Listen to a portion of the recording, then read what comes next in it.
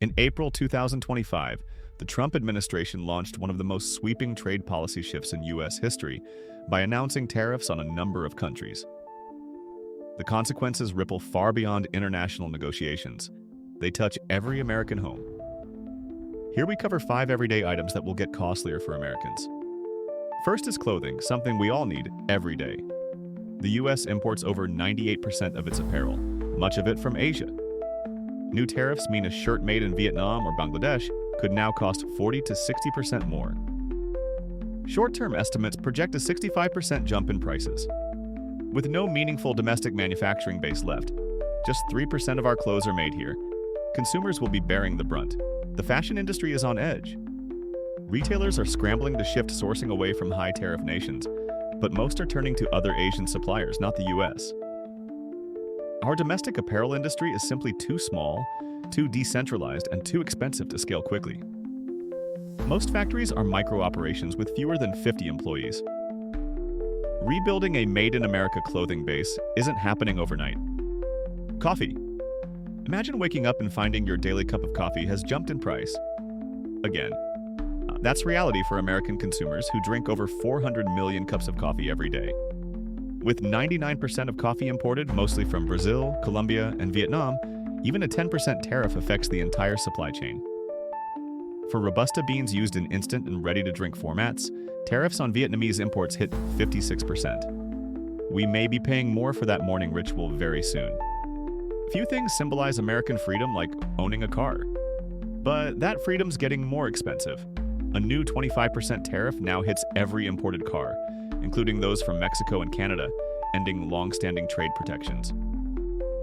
Even cars assembled in the US are affected if they contain foreign parts, which many do. The result? An average price hike of $5,000 to $10,000 per new vehicle, and a likely surge in used car demand and repair costs. This isn't just about new car buyers. The entire auto industry is bracing for shock. U.S. production hovers around 10 million vehicles per year, but we sell closer to 16 million. That shortfall is filled by imports, and tariffs now disrupt those flows. Automakers warn of layoffs, stalled shipments, and even parts shortages. For an industry already navigating electric transitions and supply chain stress, these tariffs may be the final straw. Electronics are another critical category that will get expensive. Americans love their gadgets, and we import the vast majority of them. China alone accounts for nearly a quarter of our electronics imports. While smartphones and laptops have a temporary tariff reprieve, other products face duties of up to 145%. Major retailers like Temu and Shein have already raised prices. For now, U.S. manufacturers can't fully replace imports, leaving consumers to shoulder rising costs. Next, shoes. Americans buy more than 2 billion pairs every year.